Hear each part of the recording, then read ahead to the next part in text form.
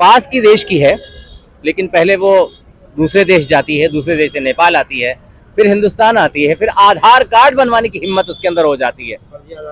फर्जी आधार कार्ड बनवाने की। अभी हमारे यहाँ आप फर्जी आधार कार्ड बनवाइए, फौरन हिंदुस्तान के नागरिक को जेल हो जाएगी, जमानत नहीं सकता है कि भारत के जो दुश्मन हैं वो छोटे छोटे एक्सपेरिमेंट कर रहे हो कि देखें भारत में कैसे घुसा जा सकता है। कि जो भारत की सुरक्षा को भेद कर भारत में आ गई, रह रही है, इंटरव्यू दे रही है, इंग्लिश बोल रही है फटाफट, और मीडिया वालों से नाराज भी हो रही है। वो ऐसे लग रहा है कि सेलिब्रिटी की तरह ट्रीट करी जा रही है। इंटरव्यू मुझे क्या पता वो मीडिया के जरिए से किन लोगों को क्या कोड संदेश भेज रही हो। दोस्तों, इस वक्त एक देश के ऐसे मुद्दे को लेकर हमारे साथ बात करने के लिए एक मुस्लिम लीग के लीडर मौजूद हैं। उनसे बात करेंगे। भारत की सुरक्षा को लेकर दुनिया में बहुत बड़े बड़े दावे किए जाते हैं। भारत की जो सरकार है वो दावे करती है कि हमारी सुरक्षा और हमारी एजेंसियां दुनिया में सबसे टॉप लेवल पर आती हैं। उसको लेकर के बड़े बड़े दावा करते हैं जो भारतीय जनता पार्टी के नेता हैं, प्रवक्ता हैं। उस पर बात करेंगे। मुस्लिम लीग के प्रवक्ता हमारे साथ मौजूद हैं, जिनका नाम है अतीक अहमद। और ये जो भारत में इस तरीके से एक सीमा नाम की लड़की, एक महिला सीमा क्रॉस करके 4 बच्चों के साथ भारत में तकरीबन 2 माह से छिपी हुई थी, और आधार कार्ड बनवाने के नाम पर एडवोकेट से मिलती है। तो एडवोकेट ने जब सूचना प्रशासन को दिया तो उसके बाद पता चला कि भारत की जो सुरक्षा है, एजेंसियां हैं, उनकी हकीकत सामने आ गई। बात करने के लिए अतीक भाई हैं। अतीक भाई, ये बताइए कि जिस तरीके से बड़े बड़े दावे किए जाते हैं भारत की एजेंसियां जो हमारे पास हैं और टॉप लेवल की एजेंसियां, एक महिला तकरीबन 2 माह से छुपी हुई थी, रुकी हुई थी, पड़ोसी तक नहीं जान पाते हैं। इसको किस नज़र से आप देखते हैं, और आज मेन स्ट्रीम मीडिया इस पर जो है ट्रायल कर रहा है? देखिए, जो हमारी एजेंसियां हैं, जो सुरक्षा एजेंसियां हैं, वाकई वो काफ़ी अपडेटेड हैं, और देश के जो सुरक्षा बल हैं वगैरह वो तो सक्षम हैं हमारे देश की रक्षा करने के लिए। लेकिन कुछ ऐसे लोग हैं जो दावा भी करते हैं कि परिंदा पर भी नहीं मार पाएगा। कुछ ऐसे भी टीवी चैनल्स हैं जो देख लेते हैं कि मदरसे में फंडिंग कहाँ से हो रही है, कौन आतंकवादी है। लेकिन एक लड़की, एक औरत 7 समुंदर पार होकर पास की देश की है, लेकिन पहले वो दूसरे देश जाती है, दूसरे देश से नेपाल आती है, फिर हिंदुस्तान आती है, फिर आधार कार्ड बनवाने की हिम्मत उसके अंदर हो जाती है। फर्जी आधार कार्ड बनवाने की। अभी हमारे यहाँ आप फर्जी आधार कार्ड बनवाइए, फौरन हिंदुस्तान के नागरिक को जेल हो जाएगी, जमानत नहीं होगी उसकी।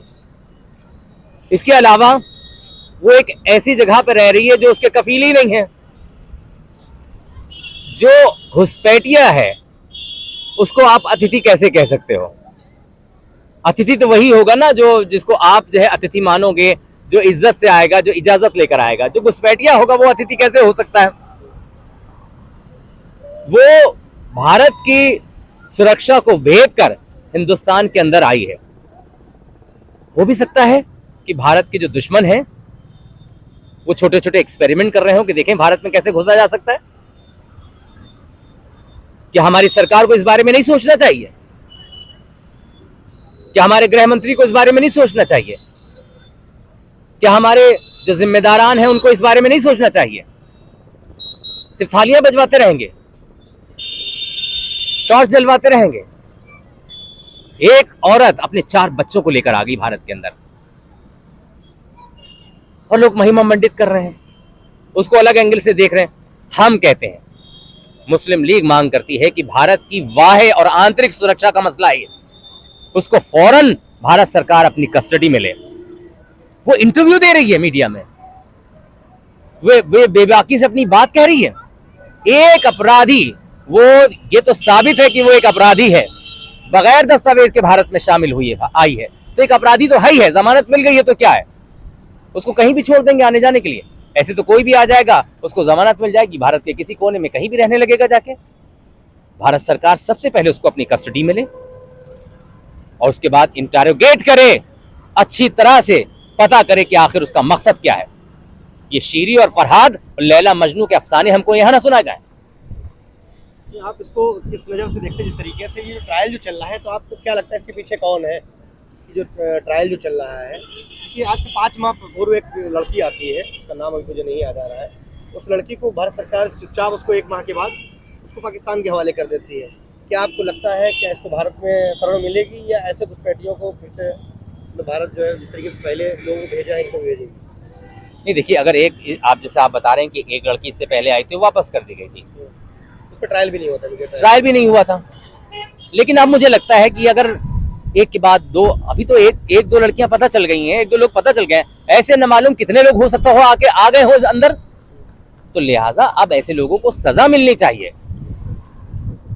ये नहीं कि बाहर उसको डिपोर्ट कर दिया, सजा मिलनी चाहिए ताकि आगे से ऐसा भी कोई हिम्मत न कर सके, क्योंकि ये भारत की आंतरिक सुरक्षा का मामला है, वह सुरक्षा का मामला है। तो जैसे अभी आपने कहा कि आधार कार्ड अगर किसी के पास अगर फर्जी पाया जाता है तो उसको जेल हो जाती, जमानत तक नहीं होती। चाहे अभी आपने देखा कुछ दिनों पहले आजम खान के बेटे का वो दो उनके जन्म प्रमाण पत्र पाए गए, उसमें उनको जेल हुई। इस तरीके से दो आधार जिनके पास हो जाते हैं तो उनको भी जेल, दो पासपोर्ट, दो आधार, तो जमानत नहीं होनी। इनको जमानत इतनी जल्दी कैसे मिल गई? 4 मोबाइल उनके पास पाए जाते हैं, डबल पासपोर्ट पाया जाता है कई, और हमारे दुश्मन देश की नागरिक है वो, जिसको भारत के लोग दुश्मन, भारत की सरकार उनको अपना दुश्मन मानती है। दुश्मन देश के मुल्क की एक महिला शारजा जाती है, शारजा से नेपाल आती है, नेपाल से इंडिया आती है, मतलब पूरी तरीके से गैर कानूनी तरीके से आई हुई है। उसके बावजूद जो है उसको 3 दिन के अंदर जमानत मिल जाती है दोनों को। क्या आपको लगता है कि 2024 का ऐसा तो नहीं माहौल बनाया जा रहा है? मैं तो बहुत अचंभित हूँ कि जो भारत की सुरक्षा को भेद कर भारत में आ गई, रह रही है, इंटरव्यू दे रही है, इंग्लिश बोल रही है फटाफट, और मीडिया वालों से नाराज भी हो रही है। वो ऐसे लग रहा है कि सेलिब्रिटी की तरह ट्रीट करी जा रही है। मुझे लगता है कि अभी कोई अदालत अगर किसी के फेवर में जो है, अगर वो अदालत दे दे, सरकारें फौरन सुप्रीम कोर्ट चली जाती हैं, अपील करती हैं कि इनकी जो सज़ा क्यों माफ़ कर दी गई, हम इसके खिलाफ जाएंगे, ऊंची अदालत में जाएंगे। इसके लिए सरकार ने कोई काम नहीं किया। अगर अदालत ने जमानत दे दी तो आप उच्च अदालत में जाइए, एक अपराधी है, इससे कोई इनकार नहीं कर सकता। तो सरकार ने उसको उच्च अदालत में क्यों नहीं जो है चैलेंज करा, एजेंसियों ने उसको उच्च अदालत में क्यों नहीं चैलेंज करा? अभी तो जांच 3 दिन में तो रिपोर्ट आ नहीं जाएगी जांच की, उसके बाद नहीं, फिर भी अपनी कस्टडी में रखना चाहिए कि नहीं रखना चाहिए? उसको अपनी कस्टडी में रखना चाहिए ना, गैर का। और दूसरी ये कि जो परिवार उसको अपने यहाँ रख रहा है, मैं कहता हूँ कि उसकी भी जांच होनी चाहिए, उसकी भी जांच होनी चाहिए। मैं उम्मीद करता हूं कि वो निर्दोष होंगे। अभी आप भारत सरकार को क्या मशवरा देते हैं? एज ए विपक्ष, आप विपक्ष में है, आप कई सांसद हैं, एज ए विपक्ष आप भारत सरकार को क्या मशवरा देना चाहते हैं इसमें?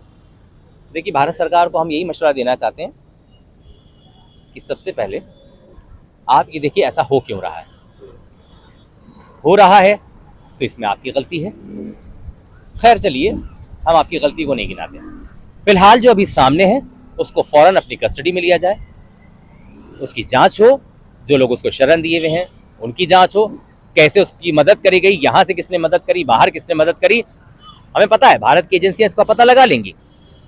लेकिन जल्द से जल्द उसको अपनी कस्टडी में ले लिए।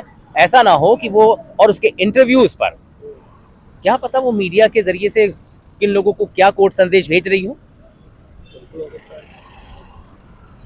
आप नहीं समझ पा रहे हैं, हम नहीं समझ पा रहे हैं क्या संदेश भेज रही हो, बाहर बैठे लोग समझ रहे हैं उसको। तो ये भारत की सुरक्षा का मसला है, इसको फौरन अपनी कस्टडी में लेना चाहिए। भारत सरकार से मैं उम्मीद करता हूं कि भारत सरकार इस पर सीरियस कदम उठाएगी और उसको अपनी फौरन कस्टडी में लेगी। हमारा भारत है, हम भारत की सुरक्षा के लिए सोचते हैं, हम भारत के लोग हैं और हम ये चाहते हैं कि भारत हमेशा सुरक्षित रहे।